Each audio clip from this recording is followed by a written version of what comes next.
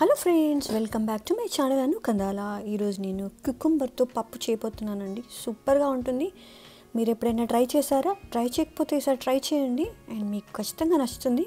So ఇక్కడ నేను cooker తీసుకున్నానండి. కుక్కర్లో కొద్దిగా ఆయిల్ వేసేసి అన్ని పోపు దినుసులు వేసుకోండి, ఇంక్లూడింగ్ మెంతులతో సహా. మెంతులు వేస్తే పప్పు చాలా బాగుంటుంది.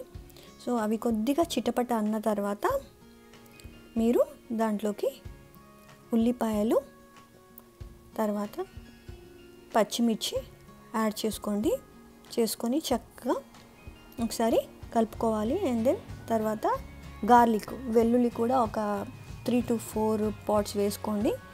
వేసేసి కొద్దిగా ఫ్రై చేయండి. ఫ్రై చేసేసాక ఇప్పుడు మనం దాంట్లోకి 1/2 కప్పు పెసరపప్పు తీసుకోవాలండి, మూంగ్ దాల్, అండ్ 1 కప్పు కందిపప్పు. సో 1/2 కప్పు పెసరపప్పు, కప్పు కందిపప్పు తీసుకొని పచ్చిదనం పోయేంత వరకు ఫ్రై చేసుకోండి. తర్వాత దాంట్లోకి మీరు కొద్దిగా పసుపు యాడ్ చేసుకోవాలి. దెన్ ఇంగువ, పప్పులో ఇంగువ వేస్తే చాలా రుచిగా ఉంటుందండి. తర్వాత తగినంత కారము వేసేసి ఒకసారి చక్కగా కలుపుకోవాలి. కలుపుకున్న తర్వాత ఇక్కడ నేను 2 టొమాటోస్ అండ్ 1 కుకుంబర్ తీసుకున్నాను.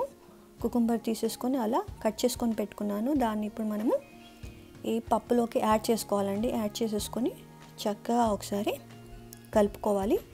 చూస్తున్నారు కదా, అంతా చక్కగా కలిపేసుకున్నాను. ఆ పోపుకి కలిపేసుకున్న తర్వాత ఇప్పుడు మనం దీంట్లోకి కొద్దిగా చింతపండు యాడ్ చేసుకోవాలండి. చింతపండు యాడ్ చేయడం వల్ల ఏంటంటే పప్పు అనేది టేస్టీగా ఉంటుంది.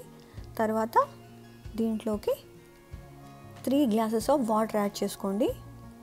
సో చేసేసుకొని ఒకసారి కలుపుకోండి. సో చింతపండు వేస్తే ఉడకదు అని అనుకుంటారు కొంతమంది పప్పు, బట్ ఉడుకుతుంది చక్కగా. ఇక్కడ నేను 5 విజిల్స్ పెట్టానండి. 5 విజిల్స్ అయ్యేంత వరకు స్టవ్ హై ఫ్లేమ్లో ఉంచేసాను. సో 5 విజిల్స్ అయిపోయాయి. సో చల్లారిపోయింది అది. సో ప్రెషర్ అనేది పోయింది. తర్వాత ఇప్పుడు నేను ఇక్కడ కుక్కర్ లిడ్ అనేది ఓపెన్ చేసి చూస్తున్నారు కదా, పప్పు అనేది చక్కగా ఉడికిపోయింది. సో ఇప్పుడు దీంట్లోకి మనము ఇంకొన్ని వాటర్ యాడ్ చేసేసి మళ్ళీ ఒకసారి స్టవ్ వెలిగించేసి తగినంత ఉప్పు వేసుకోవాలి.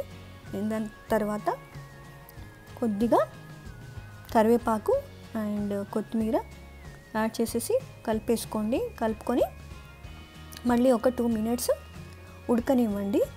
సో అప్పుడు ఆ పప్పుకున్న పచ్చిదనం అనేది పోతుంది అండ్ పప్పు కూడా చాలా టేస్టీగా ఉంటుంది. సో చూస్తున్నారు కదా, పప్పు అనేది రెడీ అయిపోయింది. అండ్ కుకుంబర్ కూడా ముక్కలు అలాగే ఉంది. అది పంటికి తాకుతుంటే చాలా బాగుంటుందండి టేస్ట్.